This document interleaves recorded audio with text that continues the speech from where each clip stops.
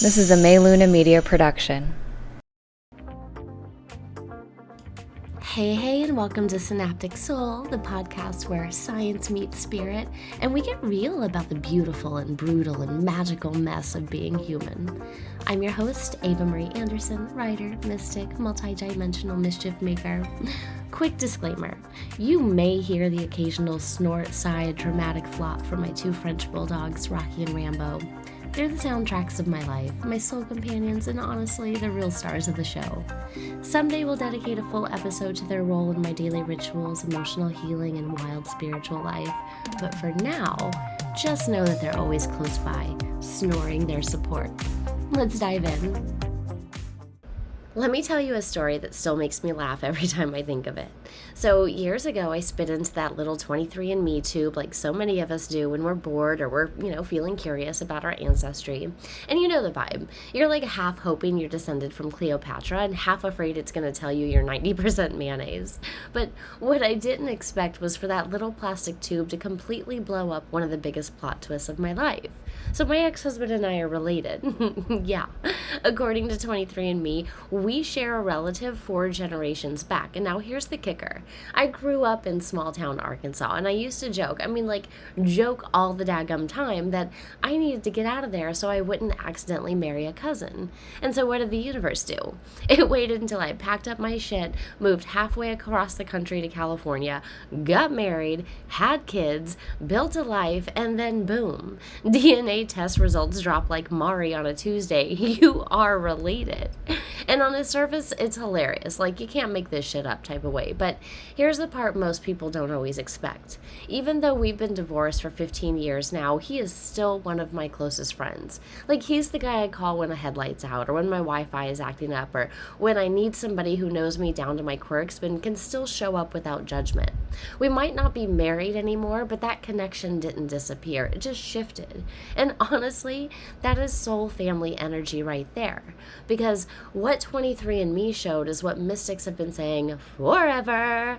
We are all more connected than we realize. And sometimes that connection is genetic, like shared DNA and epigenetics and all that sciencey stuff that says trauma and resilience ride the bloodline express down through generations. And sometimes that connection is spiritual, like soul level contracts and karmic bonds and déjà vu relationships that feel older than time. So when I joke about accidentally marrying a cousin, it is not just an Arkansas problem. It is a human problem.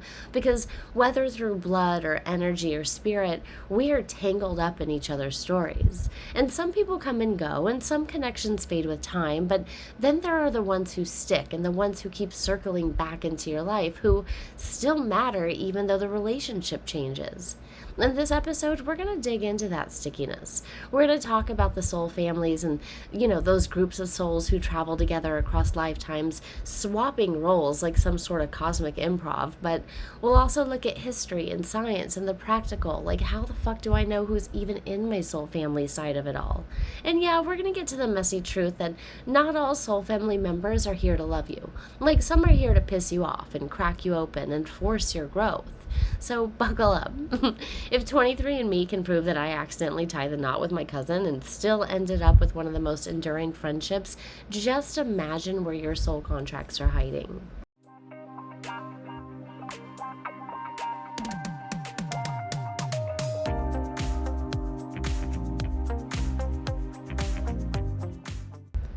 All right, let's cut the fluff and get straight into it.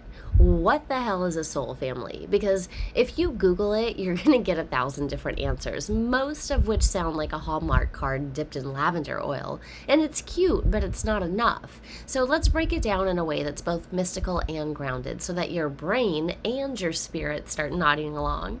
So here's the foundation. Your soul is not of this earth. Like, your soul didn't originate in your mom's womb or in the hospital where you were born or even in your ancestral line. Your soul is of source, of that big, buzzing, infinite consciousness that holds everything. Your body, on the other hand, that is pure earth. Like, your DNA is the fingerprint of this planet and the library of your ancestors' stories and the echoes of generations that survived famine and heartbreak and plagues and family drama just so you could sit here scrolling at 2 a.m. on TikTok. fuck? And so we're working with two parallel systems: your biological family, which continues through your DNA, and your soul family, which continues through source. And they overlap sometimes, yes, like your sibling could very well be part of your soul family, but they're not the same thing. Blood ties are biology, soul ties are karmic. So think of it like this.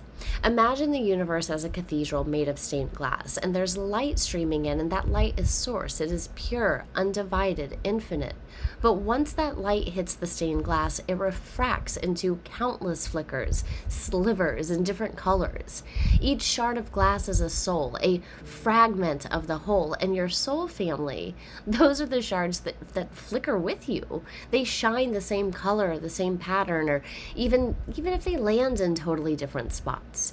You're distinct, but you're still part of the same luminous design. And the thing about stained glass is this: no two pieces catch the light the same way all the time. Like, depending on the angle of the sun or the hour of the day, one shard might blaze red while another just glows a soft blue. And that's like us in different lifetimes. Sometimes we show up as family, and sometimes as lovers, and sometimes as antagonists.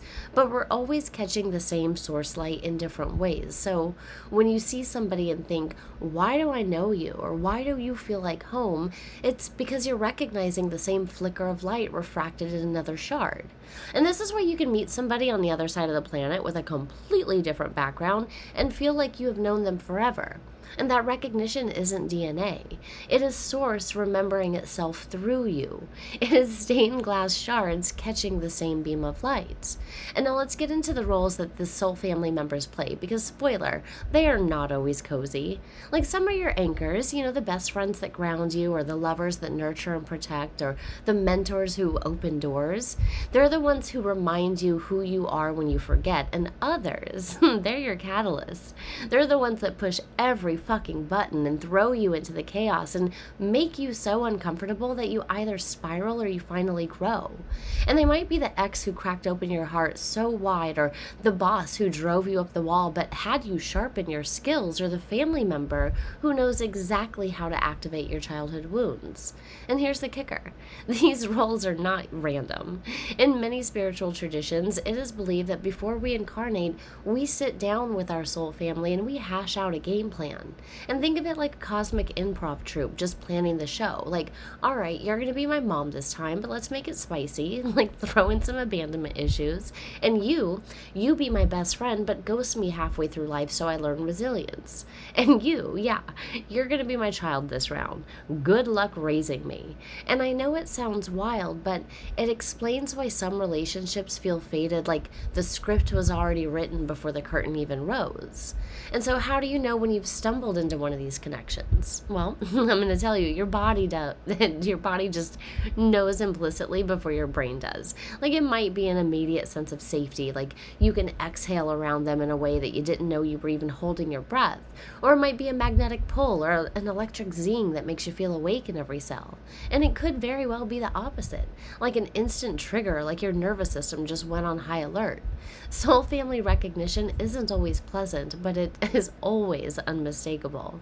And science even gives us little breadcrumbs here. Neuroscientists talk about limbic resonance, which is the way our nervous systems sync when we're deeply connected to somebody. Psychologists study déjà vu and how memory may not always be a straight line, yes, and then quantum physics throws in the mic drop moment with entanglement, proof that particles once connected remain linked even when separated by galaxies. And if particles can do it, then why can't souls? But here's another way to know. It's intensity. Soul family connections don't usually tiptoe into your life politely. Like, they crash in, like stage a takeover, rearrange your priorities, and make you feel like your world just tilted on its axis. And sometimes that feels magical, like falling in love at first sight. And other times it's just maddening, like meeting your emotional arch nemesis. But either way, it doesn't feel casual. Soul family energy is never meh. And let's be real, sometimes being at home isn't cozy. Like, sometimes it's messy as fuck. Like that twin flame ex that you couldn't quit even though they made you question your sanity. Yeah, that is probably a soul family contract. Or that mentor that drove you up a wall but also unlocked your career path. Also soul family. Or maybe it's that friend you haven't seen in 10 years but you pick up instantly, no small talk required. Also, soul family. Like they're all different shards of stained glass catching the same divine flicker. So, WTF is a soul family. They're your mirrors and your antagonists and your anchors and your catalysts. Like they're the evidence that you're not just here bumbling through Earth School alone. They're proof that the universe is experiencing itself through you and through them in infinite, messy, breathtaking slivers. And the most comforting part is that you don't have to chase them. Soul family has a way of showing up right when you need them, whether it's through a random encounter or a sudden recognition or even an uncomfortable trigger that forces you into your next evolution. Like the stained glass, your soul family will always find a way to catch the same light with you. So yeah, your DNA is Earth's receipt that you belong here, but your soul family, that is Source's little wink reminding you that you are never doing this alone.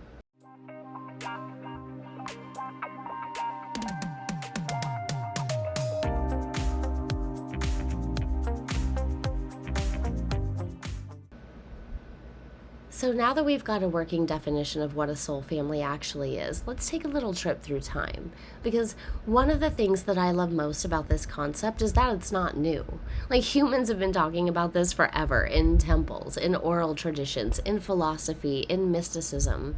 And when something shows up across cultures and across centuries, that is when my little antenna goes up. Because if people in totally different times and places are all pointing to the same truth, it is usually because they have touched it directly. But let's start in the East. We're going to start with Hinduism and Buddhism, because they're basically the OGs of the reincarnation conversation. In these traditions, souls don't just come here once. They don't just punch a time card and then just peace out. Like they cycle over and over through lifetimes, learning and evolving. And karma is the through line, the thread, but here's the kicker. They rarely come back solo. Like they roll deep. You've got a squad, an entire crew, your soul family. And they come back again and again, playing different roles in the drama of your life. So maybe they were your sister last time and now they're your business partner, or maybe you were lovers in a past life and now one of you is the parent. Like the cast changes, but the group is familiar. It really truly is a spiritual improv, swapping roles to get the lessons in. But now let's hop over to Africa, where many traditions see ancestors not as gone, but as fully present. So in some cultures, when a child is born, it is understood that an ancestor has returned. And not literally the same soul always. Sometimes it's an essence or a fragment or a spark of the lineage, but always a continuation. Ancestors are living, breathing members of the community. They are consulted and they are honored and they are woven into everyday life.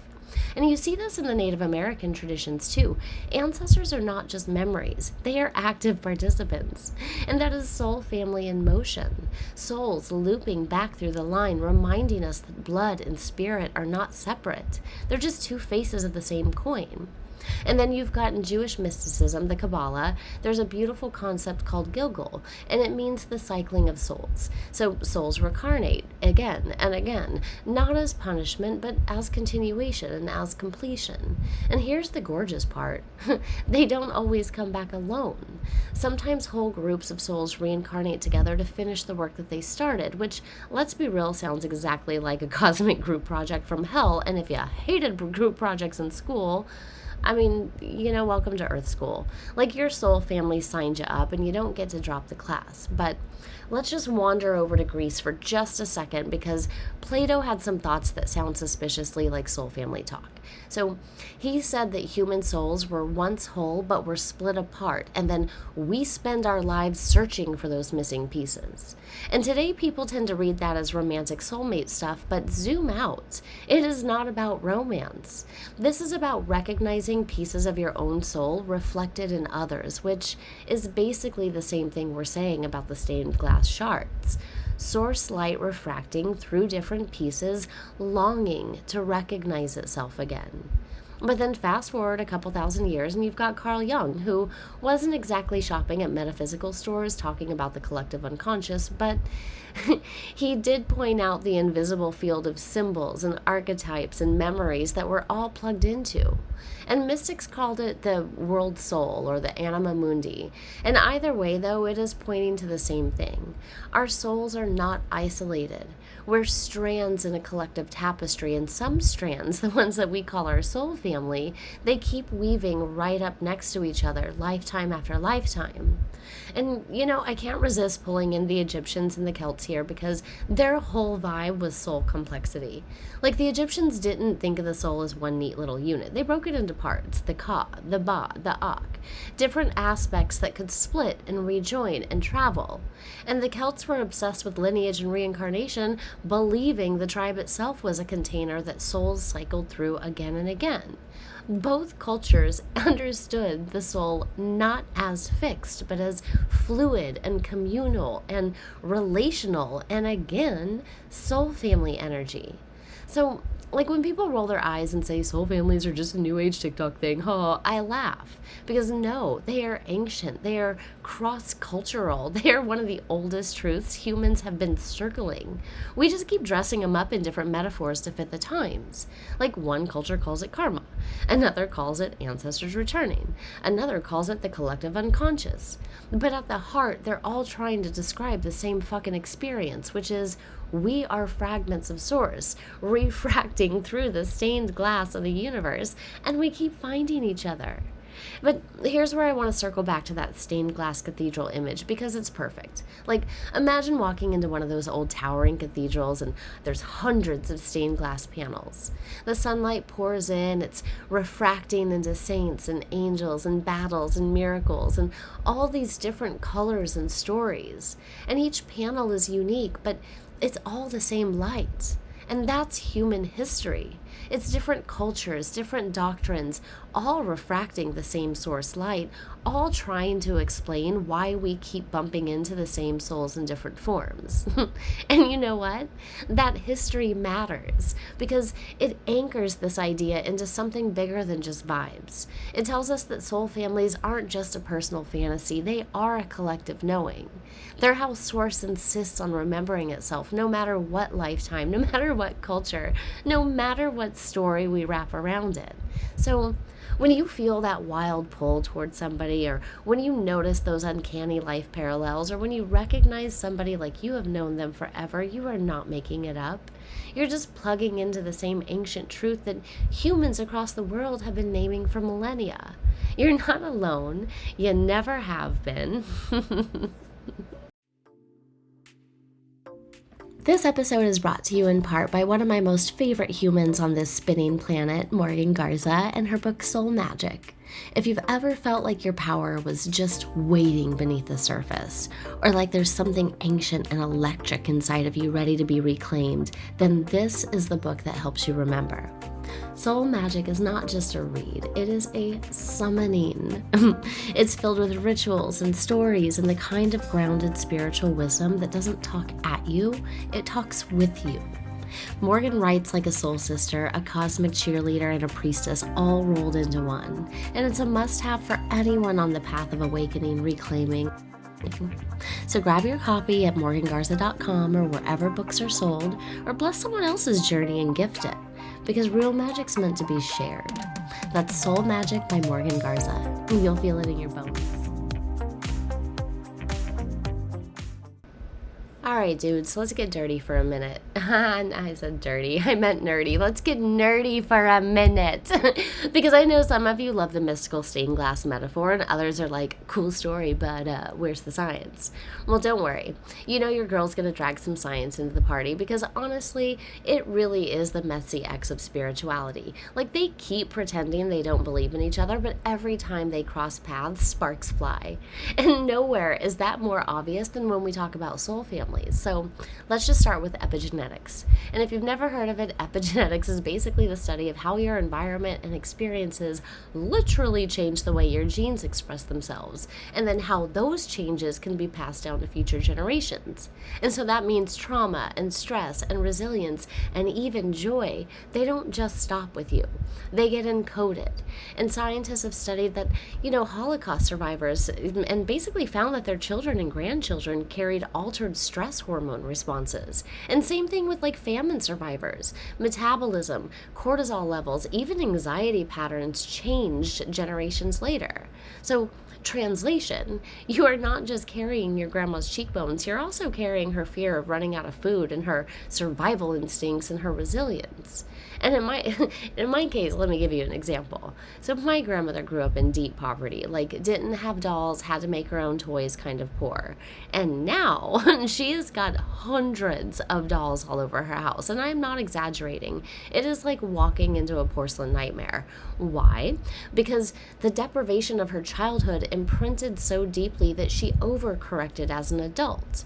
Like her body remembered scarcity, so her nervous system said, we're not going to do without again. And boom, entire living room filled with doll eyes staring at you like you are the intruder. And the tism runs strong in my family, and honestly, it is a perfect snapshot of how our ancestors' experiences ripple through us in ways both profound and absurd. And no, that doesn't sound like ancestral karma and lab coat language. I don't know what does, because this is literally science saying you are not an island. You are a living thread in a web that stretches backward and forward. That DNA library you've inherited isn't just about health, it is also about memory, which means when you meet somebody and you feel an inexplicable pull, it might not be random. It might just be recognition and the echo of shared patterns and survival codes playing out again. And that's what Soul Family dressed in basically biological drag. But then there's Rupert Sheldrake's idea of morphic resonance. And now I know the science community gets twitchy about Sheldrake because he dared to poke the sacred cow of materialism, but stay with me here. His theory is that memory and behavior aren't just stored in brains or genes. They're stored in fields that are non-local, meaning that they exist everywhere and can be tapped into. So when one member of a group learns something, it becomes easier for the others in the group to learn it too. It's kind of like psychic Wi-Fi. And if you think about it, soul families are basically your hotspot. They're the ones that you're most tuned into and the ones who reinforce and share patterns in your field. But let's just slide over to neuroscience for a sec. Mirror neurons, you've probably heard of these. They're the brain cells that fire not just when you do something, but when you see somebody else do it. And they're the reason why, like, you wince when you watch somebody stub their toe, or you tear up when you see a stranger cry. But here's the kicker. The closer you're bonded to somebody, that stronger that mirroring is, which means that your brain is literally designed to sync with your people. So call it empathy, call it limbic resonance, call it source recognizing itself, but it's baked right into your nervous system. And if you've ever had that experience where you've been laughing so hard with somebody that your breathing syncs up and your heart rates align, and suddenly you're basically just one organism, and that's not just vibes, that is biology. And it's one of the ways that soul family recognition shows up. Like your brain and your body literally know who is yours. But now let's get into the quantum, dude, because quantum entanglement is one of those spooky action at a distance things that even Einstein couldn't quite explain. So basically, when two particles become entangled, they remain connected no matter how far apart they are. So if you change one, the other responds instantly. Not eventually, but instantly. Like faster than the speed of light instantly. And if that doesn't sound like metaphor for soul family, I fucking don't know what does. Because here's the thing. We're all made of particles, like you, me, Beyonce, the barista who gets your name wrong every time, all of us. And if entanglement happens at a micro level, why wouldn't it ripple upward into the macro? Like when you think of somebody and they text you 5 seconds later, is that coincidence or is that quantum entanglement flexing his muscles? Or when you dream of somebody that you haven't seen in years and suddenly they pop back into your life, maybe that's not just woo-woo intuition, like maybe it's physics. But let me just throw one more science nugget at you, because there's this little thing you've heard me talk about called heart coherence. So studies from the Heart Math Institute have shown that the human heart generates an electromagnetic field that can be measured several feet away from the body. And when two people are in deep connection, like love and empathy and presence, their heart rhythms literally sync up, like scientifically and measurable synchronization. So tell me that isn't soul family reunion happening on a cellular level. So let's just step back and tie it all together. Epigenetics shows us that memory and trauma ripple through generations, okay? And morphic resonance suggests that behavior and memory live in fields that, groups share, okay? And mirror neurons prove that our brains are wired to sync with others, okay, got that. And then heart coherence demonstrates that our hearts literally harmonize when we connect. And then quantum entanglement drops the mic by proving that once two things connect, they stay connected, even across galaxies. Like, that's 5 different fields of science circling the same fire, telling the same story in different accents. Connection is real, and it runs deeper than we have been taught to believe. Now, look, do any of these scientists come out and say soul families are real? Of fucking course not. Like, science is too busy clutching its pearls. But if you connect the dots, bro, the picture is undeniable. What mystics call soul family, scientists are tiptoeing toward it with epigenetics and neuroscience and physics. They're pointing at the stained glass and saying, okay, well, maybe there really is a light shining through it. And then here's where the sass comes in. Like, if you've ever had somebody tell you that you're just too spiritual or that your experiences of deep connection are just in your head, you can now clap back with, actually, it's in my fucking DNA and my neurons and my heart field and my quantum particles, bro. Like, just take it up with physics. Because this is the thing. We are source fragments, yes, but we're also biology and energy fields and matter. We're both and, which means that you recognize somebody as soul family. It's not just your spiritual imagination. It is science and spirit holding hands and whispering, see? We told you you're not alone. So next time you feel that bone deep recognition with somebody, don't just dismiss it and don't overthink it either. Just know that you're witnessing source shining through stained glass and physics is secretly nodding along.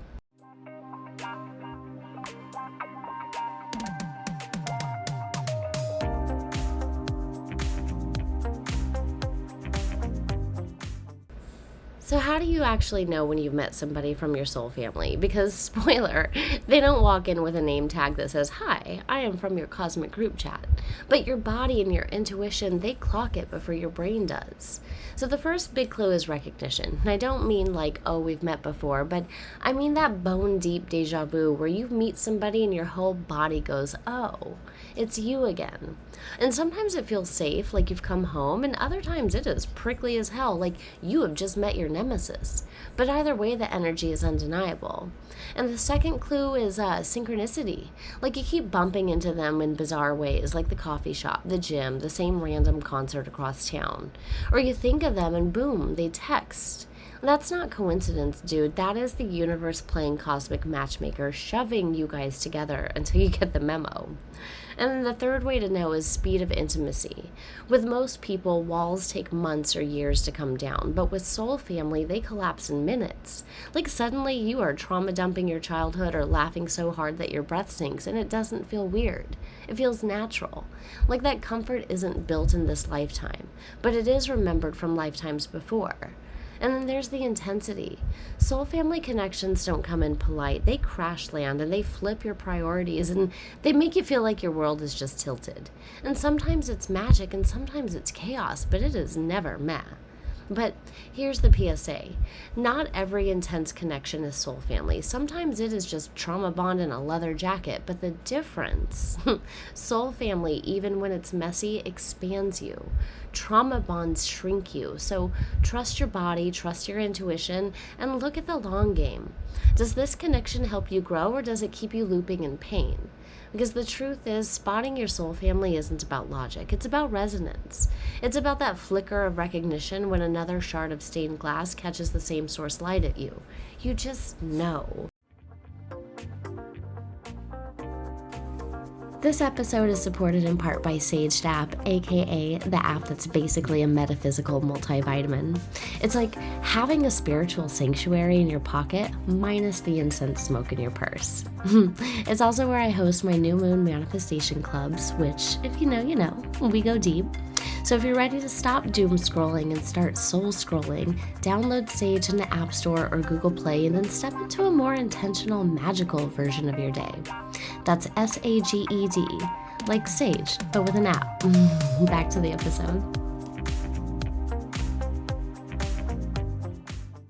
So here's the thing about soul families. They're not tidy. Like, they don't line up neatly like a family tree diagram or come with rule books and relationships manuals. Like, they're wild and they're fluid and they're infinite. They're less about who calls you on your birthday and more about the threads weaving through your soul through time. And we like to think about our lives as linear, like born here, die there, straight shot in between. But your soul, your soul is not linear. It is a kaleidoscope. It is a prism. It is the same source light refracting through different angles and colors and patterns, lifetime after lifetime. And your soul family are the other shards of glass in that kaleidoscope, the ones you keep colliding with and refracting against and creating new patterns with every spin. So sometimes they show up as your greatest loves, and sometimes they show up as your most difficult antagonists. Sometimes they don't show up in the flesh at all. They walk with you as guides, whispers, shadows in your dreams, but they're always present and always part of the dance. And that's the thing. This isn't just about comfort. Like, soul family isn't just about warm hugs and I feel safe here. It is also about rupture and chaos and breaking open. Because sometimes the people who tear us down the hardest are the ones that we signed contracts with to do exactly that. To force us into the fire so that we come out forged. To mirror back the wounds that we swore we'd heal this round. And to test if we're really going to do it differently this time. And that's why a soul family can feel so confusing, because the same soul who once held you tenderly may come back in another lifetime as the one who actually betrays you. And that same soul who saved you might be the one who abandons you. And it's not punishment, it's choreography. Every role, every costume, every plot twist is a rehearsal for wholeness. So, when mystics talk about soul contracts, this is what they mean. Before we incarnate, we gather with our soul family and we map out the next chapter of this play. We say, all right, this time I'm going to be the mom, you're going to be the son, throw in some abandonment so I can work through that. You'll be the lover who leaves, you'll be the friend who betrays, and you're going to be the teacher who shows me how to rise after it all. And none of it is random. All of it is scripted with love, even the brutal parts, especially the brutal parts. And yet, free will threads through it all, because here's the paradox. The script is written, but the performance is improvised. You can choose how to respond. You can choose whether you learn the lesson or you loop it again. The same soul might come back another lifetime after lifetime, knocking on your door in 100 different disguises until you finally open it and say, all right, I see you. I get it. Let's fucking move on. And this is where it gets really cosmic, because if you zoom out far enough, all soul families collapse into one. Every shard of stained glass, every sliver of source light is part of the same window. And at the widest view, there's no separation. Like, we're all soul family. Every enemy, every lover, every stranger on the subway is another flicker of source reflecting back at us. It is just that some connections are closer in resonance, so tighter clusters and sharper echoes and, like chords vibrating in harmony. Those are the ones that we call our soul families. So when you feel that electric pull towards somebody, that sense of, oh, it's you again, understand that it's not just a personal moment. It is cosmic recognition. It is the soul remembering itself. It's the kaleidoscope spinning one more time, putting your shards next to each other again. And not for comfort or for ease, but for evolution. And if you're wondering, why the fuck would I come back with some of these people? Welcome to the paradox. You agreed because love is bigger than comfort. Love is the willingness to break each other open for the sake of remembering wholeness. Like, love is being willing to show up as the villain in somebody's story if that's what it takes to wake them up. And love is coming back again and again, wearing different masks just to make sure none of us forget who we really are. This is the cosmic dance of soul families. Infinite shards of light endlessly refracting and colliding and separating and rejoining. Scripts written in eternity. Roles played in time. Sometimes the scenes are tender. Sometimes they're fucking brutal. But always they're in service of the same thing, and that is evolution. And that's why when you meet somebody and feel that bone deep recognition, it shakes you. Because your soul remembers. It remembers the lifetimes, the contracts, the rehearsals. It remembers the kaleidoscope patterns that you've spun together before. And it remembers the cathedral window that you've always been a part of. So no, Soul Family isn't tidy. It's not soft focus romance and, pastel angel wings. It is messy and chaotic and devastating and breathtaking in equal measure. But it's also the most profound reminder that you are not here alone. You never have been. You never will be. Because at the end of the day, we're all just shards of the same glass, just flickers of the same light, endlessly colliding in the stained glass cathedral of existence. And your soul family, like they're the ones whose flicker matches yours so closely that even across lifetimes, you can't help but recognize them. And that's not a coincidence. That is just the choreography of the cosmos. If you loved this episode, be sure to hit that subscribe button and leave us a glowing review. It helps more beautiful souls like you find this space. Because your words matter, your energy ripples, and every review is like a little spell of support for the Synaptic Soul mission. So until next time, stay curious, stay cosmic, and keep waking the F up.